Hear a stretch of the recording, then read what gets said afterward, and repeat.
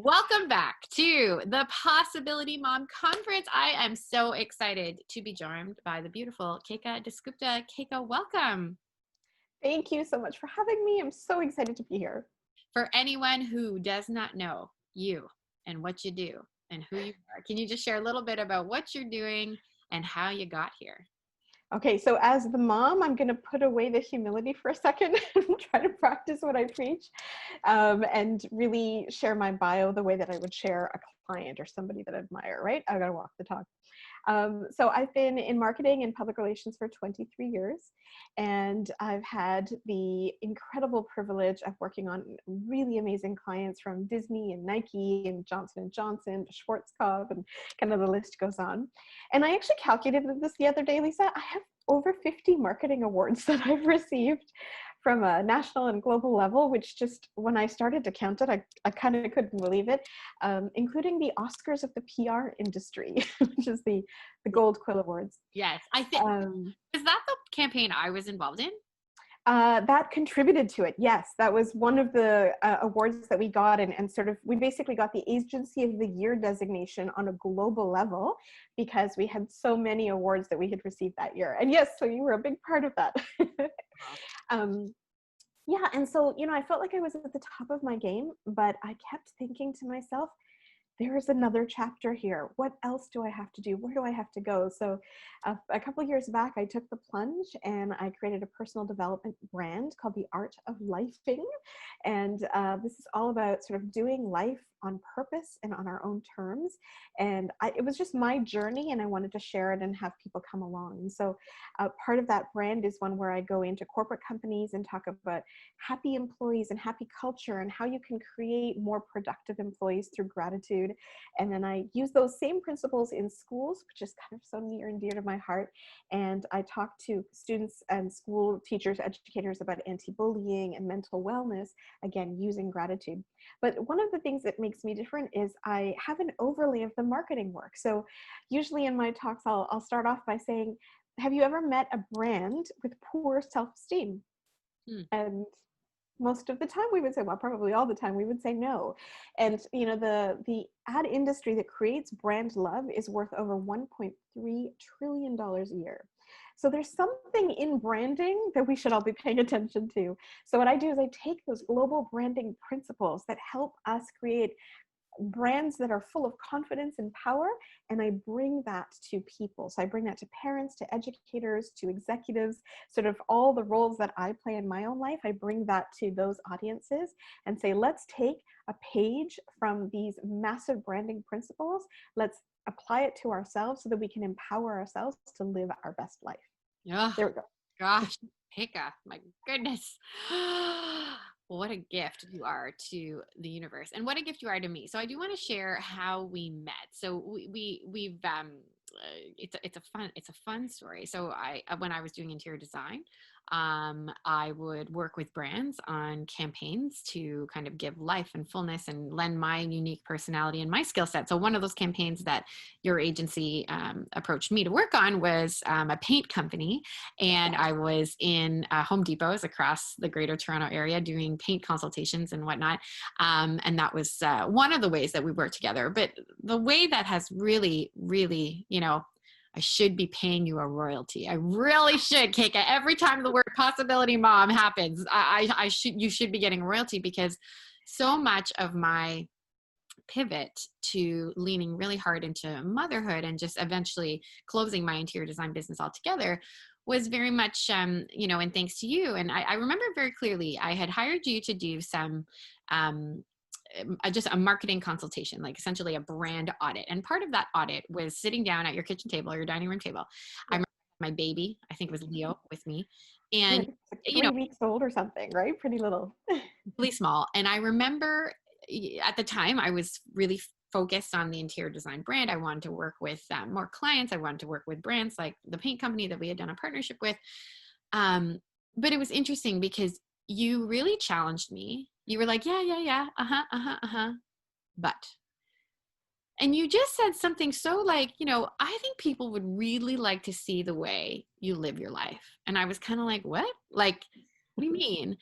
I think people, and you said things like, I think people would be really interested to see, like, we've got 3 kids, like, very young. Like, how do you get out the door in the morning? How do you manage to like put lipstick on in the morning? How do you, have the confidence to bring a baby with you to something like this? Like, you were so, adamant, to be honest, about that. You thought people would be interested to see my life. And I remember being like, this woman has lost her mind. Like, literally, I just remember being like, what am I paying this woman to do? Like I was so confused. And to be honest, part of the confusion was because of my lack of confidence as a mother. I had, for whatever reason, told myself the story that motherhood and a fancy interior design brand were completely incompatible. And, that story came from many different places. That story came from literally people telling me that having babies would be a detriment to my career. So, I mean, it didn't come from nowhere, but I remember that conversation with you at your dining room table put something in my head that never went away. And that was when, really, from that conversation was where I started to just simply start talking, like, this is what I feels like to be a working mom, or here's what it does look like to get 3 small kids in the car. Here's what helps me with mindset. So really and truly, I say this sincerely, so much of my pivot came from that conversation and those questions that you put in my brain. But it's interesting when you said the statement that have you ever met a brand that had low self-esteem? That hit me to the core for some reason. And I think it's because all entrepreneurs can relate to this, but even if you're not an entrepreneur, all mothers, I feel like, can relate to this, that when other people see us, they see something in us that we do not. The same way at your dining room table, you saw something in me that I was sort of refusing to see in myself. And the power that happens when that happens. So talk to us about what this means. Like, how do you apply branding principles Yes. to a person? Oh, see, this is so exciting. We get to the juicy stuff. I love it. So, what I saw in you in that dining room table discussion that we had was just the magnetic power that you have to live the best life you have. That was sort of, to me, when I was listening to you, it felt to me like the way I want to live my life is not a place I'm willing to compromise. I just don't know how to get there. And the beautiful thing about this was that you were determined to live that life that you wanted to live. And I could see that that's what made something so special about you, because other people want that too.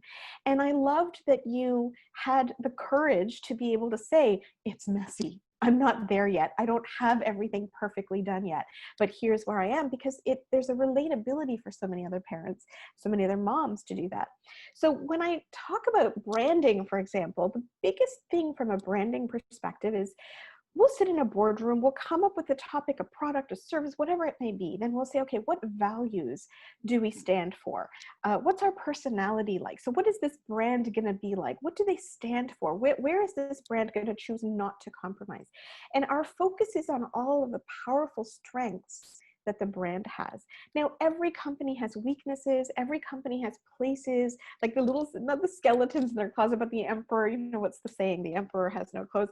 That, we all have things that are not, like, no brand is perfect. But when brands go out to their consumers, they stand in their strength and they believe in their strength, right?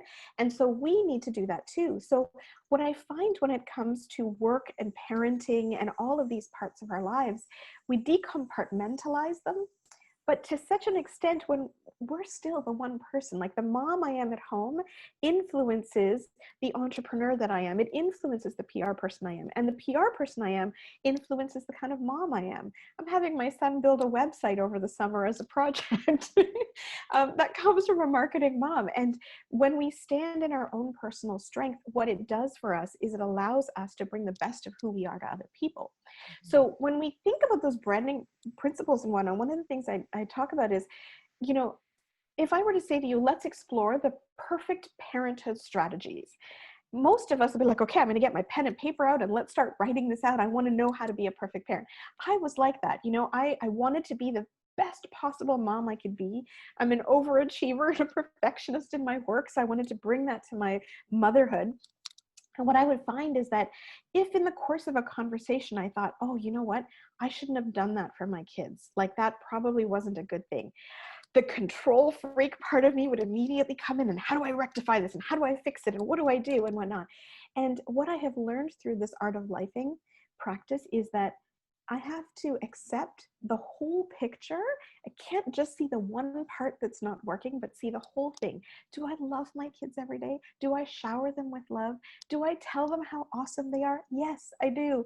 And so if at some point I freak them out, I inadvertently hurt them, or even, I might do something on purpose and hurt them, that's okay. I'm treating them in a way that shows them I'm human. We have open conversations about that. I say to my kid, my older son is now heading into his teen years, and said to him, listen, we're gonna have fights. Like, make no doubt about it. There will be times when I'm treating you like a child and you're not gonna like it, and you're gonna say, hey, listen, I'm capable. And then there are times when you're gonna act like you're not getting something from me, but we're gonna work on it. We're gonna talk about it. This is life, and we are imperfectly perfect. Brands only focus on the parts that are really positive about themselves and they stand in that power. We often don't. And as moms, we're taught to be selfless and giving. I did a search once around Father's Day and Mother's Day. And so I was like, Father's Day selfless and Mother's Day selfless, just to kind of see. Mother's Day selfless had like 2 million more hits than Father's Day did. And so, that is a generalization, but there are patterns we see where we're teaching parents and especially moms to be selfless, to put your dreams and everything on hold and just keep doing for your kids. But at the end of the day, you are your best gift to your children. And you know this, right? Kids, they watch everything. So if we as moms decide we're going to pursue our dreams and we light that fire inside of us that motivates us to do the work we want to do, if our kids see that, they are going to do that. They're going to watch the example we set for them. So we can't make them do something if we don't walk that talk. Yeah. And I'll give you one example of that, because I think my kids teach me every day. So a couple of years ago, I was like, I want to go onto a TEDx stage and I want to deliver a talk. And I was like, I have no idea what I'm going to talk about, but this is what I want to do. I think I want to do it. So, so started my journey about what idea would I have that's worth sharing? What could I do? And a couple of years ago, there was a woman who does a lot of TEDx work, and she was hosting a TEDx talk in New Bedford. And then she, the next day, was doing like a full day session for women who were aspiring speakers. So I spoke to my husband and we made it a road trip, and we got the kids and we packed them up and we drove out. It was like an hour away from Boston. And they went out to like some playgrounds and stuff. And then I went to my course and I attended the event. When we were leaving that hotel at the end of the trip, I said to Kaden, if I get chosen to be a TEDx speaker, maybe the next time we're going to be leaving a hotel, not with me as an attendee, but maybe with me as a speaker.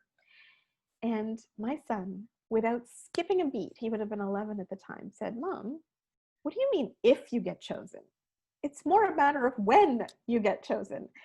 And so he even caught the language that I was using, but because I use enough of my own empowering language on my own, he picked it up. And I'm so happy to say that 5 months after that, we went to Windsor. I was on the TEDx stage, and when we left that parking lot that next time from the hotel, I was a speaker. And so what better way to teach our kids that when you make a goal and you decide you're going to pursue it, to prove to them that it's possible, and for us too, because we deserve it. So for anyone who might be listening that is like, okay, I'm in, Keka, Lisa, I'm in, this is what I want too. But the question of like, what do I value? What is important to me? Like, that's where they're just, even in the beginning, that's where they're coming up short. So take us through how, the same way that you would take a brand through what are our values, what is important to us, what are we going to stand for? How does a person do that for themselves? Because just very quickly before you respond, martyrdom and motherhood, yes, to me, just simply like just, it needs to stop. Like now, just with a caveat, there is a lot of sacrifice in motherhood. I'm not trying to argue its place or it's good or bad. It just is. And there's value in sacrifice. So that's not the conversation I'm trying to say here. But this martyrdom of like, well, this is my state, so therefore I'm just going to put absolutely everything on hold, and everything is just going to be like, for the, and again, it's martyrdom in motherhood. If a mom has had that and doesn't want to be there anymore, but again, finds themselves kind of lost, asking, well, what is even important to me? The same way that you would take a brand through an exercise, how can a person do that on themselves? Love that question. Okay, so the first thing that I think we have to it's a mindset shift to begin with, where we have to recognize that normally our human brains are wired to protect ourselves. So we put naturally more emphasis on the negative things around us because we need to be wary of that than the positive things. We need to know that first because we cannot change what we don't acknowledge, right? So when we feel that negativity or the fear, because change can be scary, anytime we are thinking about tough decisions, it can be scary, we have to recognize, you know what, it's going to be okay to have some negative thoughts, and then we're going to move on to the positive pieces. I had that when I was trying to figure out who I was and what I was. There's a picture that my brother took when my little one, he would have been about 1.5 years or maybe 2, and I was in the midst of like building my business full on, like working constantly to try to kind of get things to where they need to be. And I'm on the couch, so imagine I'm sitting on the couch and I've got my laptop and I'm just focusing. And Kieran just wanted to sit in my lap and he just wanted to hang out. And I said, sweetie, I've got to finish this. I can't do this right now. Just sit beside me and I'll come to you in a second. And I'm like typing away. He had his arm on my shoulders and he was sitting beside me, just waiting patiently for me. And he fell asleep on my shoulders. And so my brother thought it was funny. He took the picture, and for a long time, every time I saw that picture, I felt so guilty. And I love my work. I love the stuff that I do. And yet to be a mom, I felt so conflicted because that showed to me, it was a picture and validation and representation of how I was screwing up as a mom, how I was putting work first and putting my kids last. And that kept coming to me. And then one day in the process of this, I was like, hang on a second. I take way too many pictures. I have probably about 50,000 pictures on my phone. And I started to purposely go through and look for pictures of my son and I. And how many photos do I have? We're hugging and we're loving each other. We're at the park, we're out. So that one photo of him falling asleep on my lap was like etched in my brain with so much guilt. I had put so much emphasis on that one thing. And yet I wasn't looking at the 99 other photos compared to this one that was the true representation of what we do. So the story we tell ourselves is full of bias a lot of the time. So we have to check that. So once we have that acknowledgement, I personally went through a journey where I was like, I'm a marketer. What else do I know? What else do I do? And I was at this one event with Philip McKernan. He was doing his Red Shoe tour. So he's this like guru who helps you find your power. And I was like, okay, maybe he's got the magic I'm looking for. And there were 300 people in the room. And he said, does anybody have any questions? And I was like, if I'm not going to go now, I'm never going to go. And I stood up and I said, how do I know who I am? Because I'm completely lost inside. I'm a mom, I'm a wife, I'm a sister, I'm a public relations professional, I'm an entrepreneur. I have all of these roles I play. And yet this brand marketer over here was like, I have no idea who I am. I was completely disconnected. If someone said, who is Keka? I had no words for me. That's how compartmentalized I was in my life. And most people would look and say, she's been married for a couple of decades, she's got 2 kids, like she's got the perfect life. And I think a lot of moms have that. You know, we project a story, you know, inadvertently or on purpose, but we project a beautiful story that we want to share the best of us, but we disconnect, right? And then we we're struggling then because everybody thinks one thing, we think something inside that's different and it's incongruent and they don't fit. So I decided to do the branding exercises that I do for companies. And I went to the people that I know most closely. I went to my mom and my husband and some friends of mine that I knew. And I said, if you were to describe Keka, me, if you were to describe me to other people who don't know me, and you can't tell them that she's a mom and a this and that and all the roles, just who I am as a person, what would you say to them? And then I decided I was going to quiet the voice inside of me that would normally autocorrect them and say, oh, you think I'm wonderful, but I'm really not. Thank you. You know, oh, you think I'm this, but I'm, so I quieted that voice and I just listened. And I have to tell you, it was such a powerful exercise. And it's powerful when we do it for branding, but I think it's even more powerful when we do it for ourselves. I started hearing patterns from people. They were like, you just make me feel good. You know, when I hang out with you, you're like a ray of sunshine. You are positive, and when I feel down, you make me feel better. You listen all the time. Like, things that I knew but almost discounted. Like, there's nothing special about that, you know, because in the same way that you were talking about how you needed to share who you were as a mother, but you were like, where's the value in that? It's so close to us sometimes that we don't recognize its importance. But when other people started to share those, and I thought, oh, so that's what you find valuable about me? That's why you think this would be interesting? I really then had to work on daily exercises to just intake it and internalize it and say, okay, so people see me like a little ray of sunshine. That's kind of cool. I didn't see myself like that. And I was like, okay, well, what if I could see myself like that? Um, what are the parts of what people are saying that I really like? And then when I'm looking at problems or challenges in my life, when something comes up, I then bring that lens in, which is what brands do. You know, when opportunities come in for certain projects in our work or in our personal life, am I going to take that on or not? Does it feel good with who I am? So sometimes the answers are in us, but we don't see it. So we have to just ask people to hold that mirror in front of us so that we can then see it. Through their lens, you know? So I started to do that. And then I would ask anybody who's watching this is a really powerful exercise that I started to do that I now tell other women, men too, to do, is we have to learn to really truly love ourselves. You know, like, it's one thing to say self-care and, oh, we really need to have self-love, but quite often we don't know what that means per se, you know? So when I started to realize that I am so hard on myself, I'm harder on myself than anybody else. And I thought, okay, I'm gonna look at self-love. So what did I do? I looked in the mirror and I said, Keka, I love you so much. And then I have to be honest, I felt like a complete weirdo. It was like, because yeah, I mean, but the thing is that we tell our kids we love them every day, right? We tell our husband, we tell people, our partners, our friends, we tell them all how much we care about them, but we don't say it to ourselves. So I was like, I don't care how weird this feels, I'm just gonna do it, you know? And every day now, when I wake up in the morning, I will make a note for myself of one thing, just one thing that I appreciate about myself. This is self-gratitude, you know?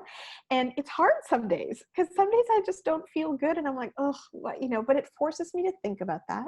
It forces me to put it on paper and write it because it validates it. And then I have to say, okay, well, I need to accept this. And then my goal for the day is that over the course of the day, I'm going to do one thing to be kind to myself. I'm going to give myself one gift. That could be, honestly, 30 seconds in the car. It's just for myself, listening to the birds chirping. Like, it could be as simple as that.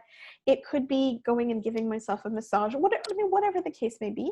And at the end of the night, when I'm setting my alarm for the next day or I'm kind of planning my day out, I write down that one gift I've given to myself. And that forces you to be kinder to yourself. It forces you to start to get to know yourself better. Brands do this all the time and manufacture it. And we can see the power in that, right? So when we do it for ourselves, oh, Lisa, it's incredibly powerful. You know what? It reminds me of, just again, to continue this brand parallel, this brand analogy. You know, for example, I can't think of a specific example, but I know that I'm a loyalty member of different brands, right? Yes. And I will get reminders or like notifications on an app, for example, or whatever, or in my inbox of like, thanks for being a loyal customer, or like, you know, hey, because you bought this, we're giving you this, or you know, today's Monday, so we decided to blank. And brands do this to ensure there's familiar touch points, that they're top of mind. And what that exercise you just described is almost like it's a notification for yourself. Like, it's like Yeah. you know, a point or a gold star, a red notification, but informing yourself to love yourself and be kind to yourself. And I do think that, you know, I'm a coach in the women's school where, in the women's school, it's interesting. I've never seen this parallel, the art of lifing. The program that we teach in the women's school is called The Art of Being a Woman. Mm. And in the program, it's very much emphasized the notion of wholeness. Like, Right. we can't just be, awesome at our jobs when our health is suffering, or we can't just be incredible homemakers when it's actually at the expense of our, again, our health or our marriage or our relationship with our kids. We have to be whole. And, you're just, again, I just find you remarkable that you can, distill this for people. I think these are skills that we are not uh, traditionally taught. Uh, We're not. Just No. Yeah. stop. Actually, we're taught the opposite, and often it's reinforced on a daily basis. So, when it comes to advertising messages, the average person is exposed to at least, at a minimum, 5,000 messages a day. So our brains can't process all of that. So we naturally like tune things out. But every time we see something or we see a message, it's telling us something. And many products, not most, but many products, when they're selling a product to you, they need to show you that you need it. Now, I'm not anti-advertising, obviously I work in the industry, but there are times and places where we're going to say, okay, you need shiny hair, so you need to have this conditioner so your hair is beautiful, and I want you to buy it, and if you like your hair perfectly the way it is, you're not going to buy the shampoo or the conditioner. So now I need to convince you that you need this product in order to look better. And it's our job as human beings to decipher through those messages and like love ourselves and not pick this. But when there's 5,000 messages or more every day bombarding you with that, it's very hard to then actually step back and say, no, that's a marketing message and I don't need to take it. We just get into this general consensus, there's a commercial from L'Oreal, and nothing against L'Oreal as a company, but there's a commercial that I always find very telling. It was with Eva Longoria, and it was a root touch-up. So as a woman who has gray hairs and I like to color, I like my hair being black, I would totally be in the market for that. But the commercial, well, there's a series of them. The commercial shows this delivery guy coming with a pizza, and Eva Longoria is sitting on the couch, and she's like, oh, and then she's like, oh my God, my grays are showing. So she like runs over and sprays it up, and then she comes in with like all this confidence, and she's like, the pizza's really hot, And it's a funny commercial. It's well done. The product is great. But here's the takeaway if we're not careful. The takeaway that we can take from there is that we cannot show ourselves like, oh my God, I'm not worthy to be out in public if I have grays. And if somebody as gorgeous and as successful as Eva Longoria cannot step out in front of a pizza delivery guy with her graying hair, there's no hope for the rest of us, but those are the types of messages that come into us every day. So we have to be even more centered in ourselves in order to decipher what message we're going to accept and what we're not. And I might go out and buy that root touch-up product because it's good for me, but I have to make sure I'm not influenced by the comedic story that came out. I think those are the things we need to be wary of. Oh my gosh. And it really has so much to do with our self-worth and where our self comes from. Yeah. Okay. Couple practical strategies you've given us. So if we feel lost, if we feel like we've quote unquote lost the plot in our own lives, and we don't even know the value or our own story, you've given us a couple of suggestions. Number one, go and ask people what you think interesting or unique or valuable about you. Number two, find ways to actually lean into the things that they're saying. So if they're saying, your sunshine, find ways in your day that you can actually be sunshine. What other strategy would you say, like maybe a bit more specifically on like, what is my purpose or what am I supposed to do or my calling? So for a mom who maybe, let's just say, worked and then decided to stop working when they became a mom, and now they're asking themselves all kinds of existential questions about, their purpose or their identity, or for a mom who was at home for many years and is now asking herself questions of like maybe her children are older or whatever. She just feels like it's time. There's something else that I'm supposed to do, but I'm not entirely sure. What's another very practical suggestion in terms of how we're supposed to use our time and energy? That's great. Okay, so number one, I think we have to first recognize that on the journey to finding yourself or finding your purpose, it doesn't always happen like a snap or the click of a switch kind of thing, which I certainly walked into these things to be like, let's go, give me the answer, I want to go, and so we have to recognize that the universe has its own time and things come as they do, and sometimes, well, I think more often than not, it's an evolution. Brands are the same way, right? So when a brand is being cultivated, a brand is not built in a boardroom in a half an hour meeting. That's not how it works. So, they're going to create the identity, the product, they're going to create the logo. The logo will go through many rounds of revision. The branding team will come in and assign it a personality and all kinds of values. That'll go through many revisions. So there's many different phases. And in our finding our purpose, we have the same sort of thing. We have to recognize and understand that it may take some time. For me, when I was in that sort of square marketing zone, this is who I am. I'm in marketing. I'm the PR professional. Suddenly, when I was trying to think of where else I would go, I was completely lost. I didn't have the words. And then slowly but surely, people would say, Ray of Sunshine, she's very positive. And I thought, I'm a big practicer of gratitude. I'm a big proponent of gratitude. I ended up doing my TEDx talk around the unexpected side effect of gifting gratitude, and kind of shared my own experiences when I wrote a living eulogy for my mom, and I gave it to her while she was still alive because I wanted her to know the impact I had. So then everybody was like, Keka's the gratitude girl. Oh, she does everything around gratitude. I started doing the anti-bullying programs at schools, and everybody was like, she's the gratitude girl. My kids were joking, and they were like, you're Mama G. I'm like, Mama G? Where did that come from? And like, G for gratitude. And I embraced it for the moment, but I was like, that's true, but there's more to me than that. Ask me how I'm going to describe it. I'm like the shoemaker with the worst shoe, right? The brand marketer, and I had no idea what to say. And what I started to do is I just started to become much more mindful of what was important. I would like listen to the whispers. Sometimes you have a fleeting thought that goes through your head, and I'm guilty of this. I'm sure many others are. I'll remember this later, no problem. Note to self in my head. And then I always forget. And the art of lifing was one of that, like the next progression for me. And I remember coming back from, I think it was like a holiday party from one of my client offices, and it was raining and it was dark, and I was on the streets of Toronto, and I was thinking, okay, it's beyond gratitude. What am I doing? I'm really trying to live the best life I can. I started to think about the word adulting that a lot of millennials would use, like, hey, look at me, I'm adulting.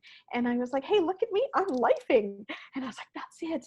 And had I just kept going and not paid attention, I would have been like, note to self, I'll remember that, and I would have forgotten. Or even more so, I might have just ignored it. No. Instead, I pulled over and I grabbed my phone and I wrote down lifing, LIFE-ing, just like adulting. Okay, that's good. And then I thought, it's the art of lifing, because I'm not there yet. We're all developing this for ourselves. And then if you ask me what the art of lifing was, I had like not a 30-second elevator pitch. I had like a 10-minute elevator pitch that I just didn't have fully articulated. I had the feeling behind it, but I didn't have the words, because so often what we feel they don't take shape in words, right? We have to then find the right words for it. And then I was so completely disjointed as to, am I a marketer, or am I an art of lifing personal development expert? Am I a gratitude expert? Like what the hell am I?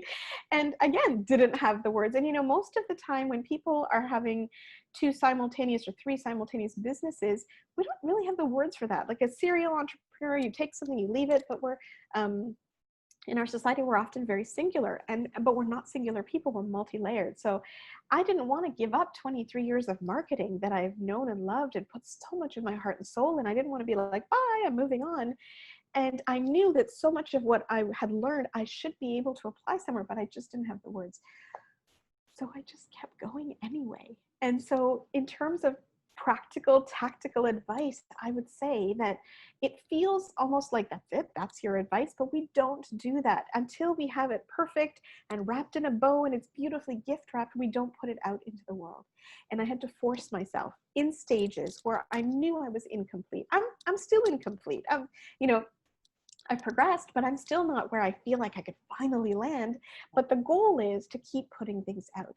And when you put things out, you can see that what you have to do is needed out in the world. It validates for you that I don't think somebody's going to get value from this, but then when somebody sends me a note and says, I really needed to hear that today, thank you so much.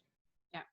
I take that and I go, okay, so keep going and listen to your inner voice, listen to that intuition, and then keep taking those steps, however imperfect they are. If you get a little sliver, focus on that and build on that, and then it'll all come to you as you go.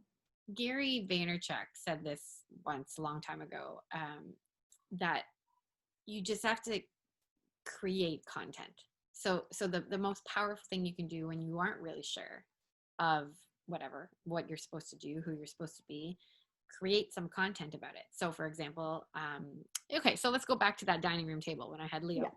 I Yeah. remember, I first of all, I remember being petrified about it. I just remember so overly worrying about what my fellow interior designers were going to think if I started talking about like diapers and bottles and all the things. And again, for me, I don't think it was like a I am now confident. I think I really just think it was like eventually just these very small timid moments, and then they all just kind of compound built upon each other. Then I did have more confidence. Um, but I remember it was like one blog post here on, just like authenticity in motherhood, I think was one of my first blog posts. And then it was like a blog post about how I organize my day. So letting people a little bit more into my life. And then eventually it became a blog post about how I organized my kitchen. And then a blog post about how I organized my, how I got dressed in the morning, habits, da, da, da, da. But the clarity for me that number one, people liked it. And number two, that I liked it. Mm-hmm. Came from doing. Yes. I remember I was hiring a guy to help me with my YouTube channel, and I remember he was just like, just a very brief discovery call. He was like, "Okay, let's just like talk about what you want to do with this channel." And I remember we started talking, and all of a sudden it was very clear. Like I was like so passionate, like it went from just very like clinical and like, this is what I want to do. And then I was just like, and I just want to change a generation of motherhood. I was like, Yeah. and whatever.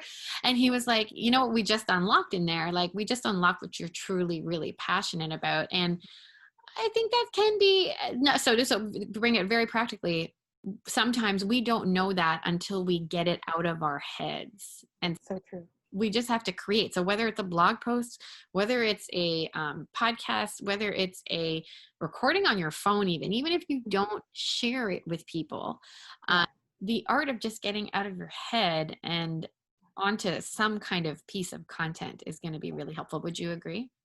100%. And 2 tips to that, adding on to what you said, because it's so critical to just get started and do, is that my friend, well, our mutual friend, Lisa Ferguson, who I think maybe initially kind of connected us together way back before we worked on the DDB work, she'd say it to me all the time, she watches people and she looks at when they light up, exactly as you said, right? So I'm talking about X, Y, and Z and all of these things. But when we start to talk about something we love, when it's something that's our passion, our body language does change. Our energy changes, our facial expressions change. And so ask a best friend, ask your sister, your brother, somebody that you trust to say, can you just, over the next week, just kind of watch me and see if you see me change? And like, because it happens for us automatically and we don't often notice it. But ask somebody to watch you and say, aha, there it is. And when you do that, you might be like, but that was such a mundane conversation we were talking about, but that lights you up. Great. It's mundane to you, but it's really critical to other people, right? So that's one. Tip number 2 will be that we need to think about when we are like, okay, I just need to do content. What the hell am I going to talk about? That can be a big barrier. When you're talking to your friends and family and your social circles, where are the conversations where it feels really meaningful, both for you and the person you're talking to? I took my cue from that because I actually had to have people push me to do that, because I'd be talking about parenting, for example, with a fellow parent. It's, well, I did this with Kaden and I was talking about Kieran, and they were like, this is so good, Keka. Oh my God, I wish I had tape recorded you. You need to put this out. You need to talk to people. And I was like, really? You think it would be helpful if I did? And I was doubting them. I was auto-correcting in my head what they were saying, but it was only when I would actually take what they said and say, okay, if you found that valuable, probably other people that will find that valuable too. I need to take that leap of faith and I need to do it. So think about where your conversations are, where the people that you are around, people that you're talking to, they resonate with it. When we did our session, I still remember something you had said to me where I was like, oh, this is so for sure where we need to go. You said, I spend so much time curating, how to create the laundry room that's going to work really well for your family, or how to create a beautiful kitchen that's going to bring you joy. And you said, I spend so much time putting this together. And then I take a photo of me in my maternity clothes and I get way more engagement on that than I do this. And so I don't know what to do. And you had the same question that I think a lot of people had, I've had before too, is that we didn't think we could do those things together. Mm-hmm. Mm-hmm. And so when we talked about it, I remember saying to you that, people come to you like they do their best friend. We all have those people in our social circles who just kind of knows, like, oh, I know this really good restaurant, or I know this really beautiful site where you can buy some really beautiful jewelry. I know you could do, people do that. And people were coming to you. I could see the potential of like people coming to you like they come to their best friend for advice on their life. And you are living that life on purpose and trying to do it, and it's messy and it's ugly, but you're doing it on purpose and you're doing everything you wanted to. And so people could come to you for that inspiration. So that could include interior design, it might not. It could be your maternity clothes, it might not. Like, it could be anything and everything surrounding you. And so I think that we're in a day and age too where I think that our social culture is changing, where just because I'm a PR professional doesn't mean I can't do something else. We're empowered to do that. So we need to break down those walls of silos we build with the different identities we have and say, this is me. This is all of me. And I'm going to be unapologetic when I present myself. And again, it comes back to wholeness, that like it's a Yeah. wheel, that all these little pieces of the wheel, of the pie, of the whatever, work in harmony, like with each other. So oh, I could talk to you all day long, but I don't even, to be honest, like you've given so much value even in this conversation, that I think will really help people. So again, just to bring it back, number one, ask people around you what they think is really unique about you. Number two, find some ways that you can kind of lean into those. Number three, like It's create. practicing self-gratitude too, right? So writing down every single morning what you appreciate about yourself, promising to give yourself a gift at the end of the day, and marking that down, because you become closer to you as a result. We do that with our husbands and our partners and say, I love that you did this. We say that to our kids. When you did this today, I so appreciated that. We don't always say it to ourselves. So that's another sort of the self-gratitude practice is really important. Yeah. And then of course, just start doing it even when you feel confused or Yeah. nobody's going to appreciate it. I Yeah. think it's a very universal thing, that the things that we think are just mundane and silly, or just what we would do in our sleep, to other people are remarkable and unique, and they really need it. So are you familiar with the book, The Upper Limit? Oh, sorry. That's not what it's called. It's called The Big Leap. The Big Leap. I am not, but I think I need to check it out. Would love it. I mean, I feel like it's quintessential reading for anybody who wants to perform highly, whether that be in business, entrepreneurship, or in motherhood, or even.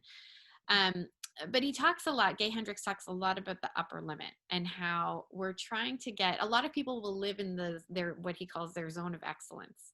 It's stuff that we're good at, but it's not what's right above it, which is the zone of genius. Yes. And, I'll be honest with you, I vacillate a lot with this, where I know there's a lot of things that I'm doing that are just simply things because I'm good at them, but they're definitely keeping me away from what's up here. And he basically argues in the whole book that our whole lives should really be almost a crashing of our upper limits, like just so that we bust through them to get to that spot of genius. What do you think? So we're gonna be self-indulgent a little bit, but this has been a bit of the theme of the conversation. Like, what do you think is your zone of genius? Oh, see, as the marketer, I am the marketer with the worst shoe, the shoemaker with the worst shoe. My zone of genius. I think that my zone of genius is to help people appreciate themselves so that they can be the best gift they can be to the world. Oh my gosh, that's so beautiful. I think that's very true. I know that's true in my experience with you. Yeah, that's like very, very true.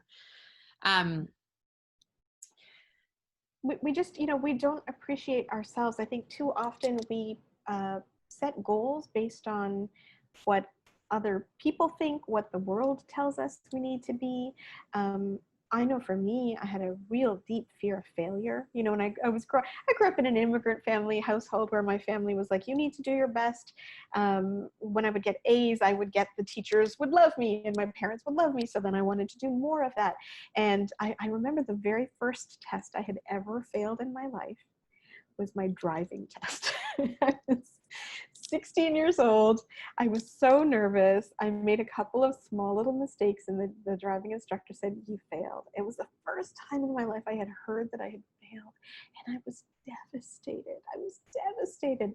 And because, you know, I grew up thinking failure is bad. I can't fail a grade. I can't fail a test. I can't.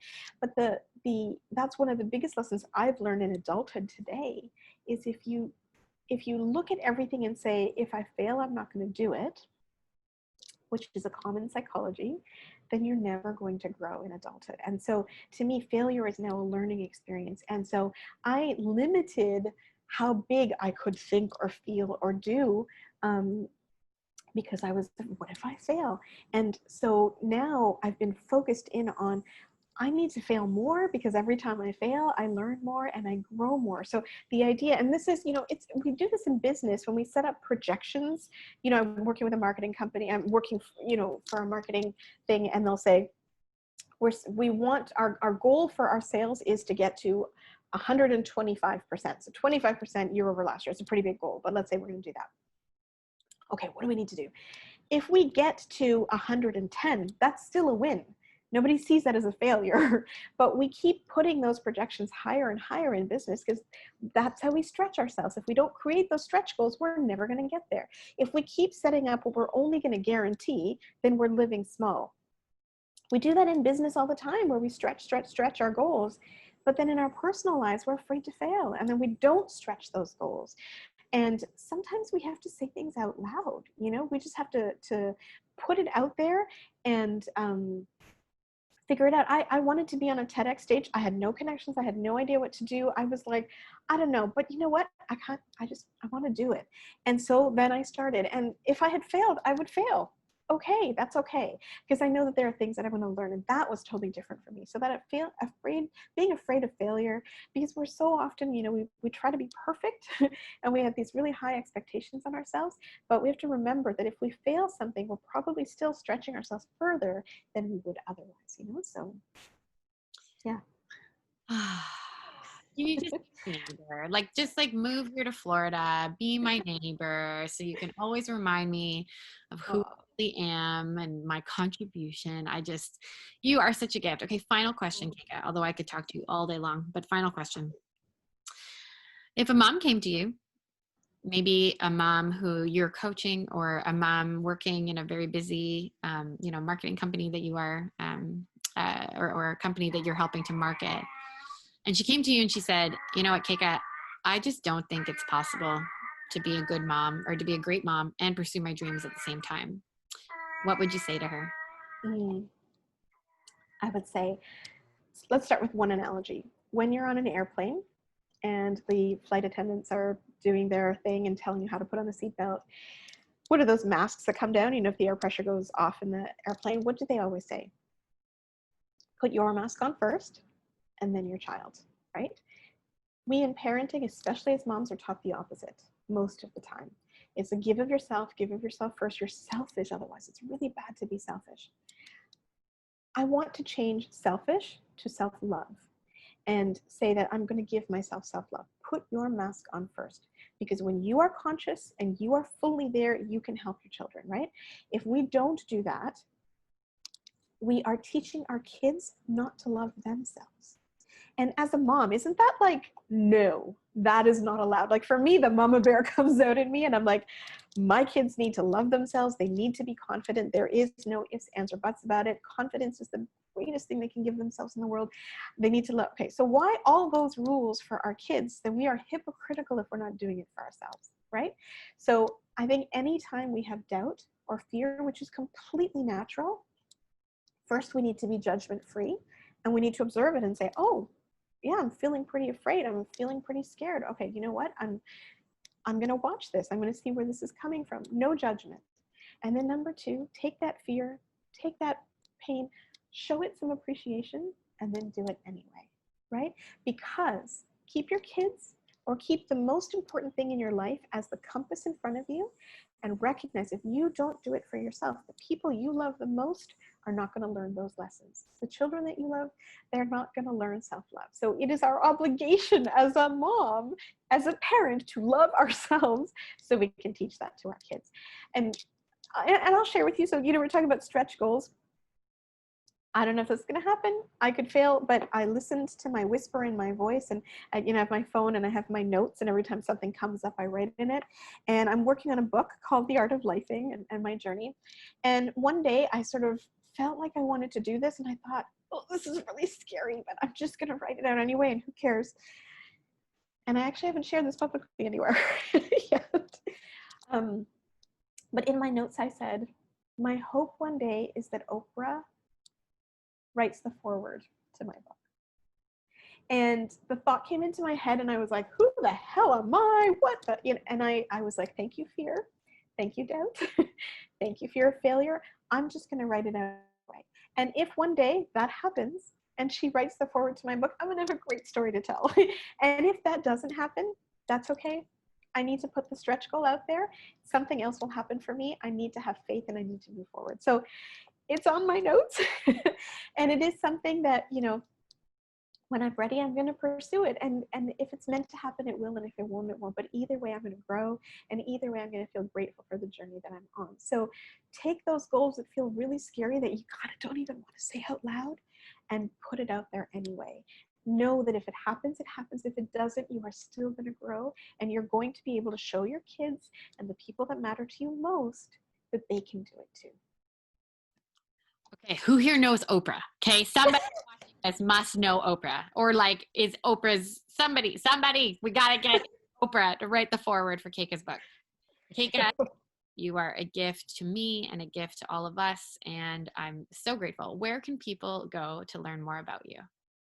Okay, so they can visit my website, theartoflifing.com. So lifing is LIFEING.com. And connect with me on social media. My Instagram handle is also @artoflifing, and I'm on Facebook too. I also was going to offer something as a gift to listeners. Can I share that with you now? This is a project I'm super, super excited about. I am working on a course right now called Managing Emotions. So in the midst of this pandemic, we've gone through a lot. I speak to kids and educators at schools every day. So this program is for teachers and their students, and also parents. And it'll be available in September. So if anybody wants access to it, I will offer it for free for anybody in this conference.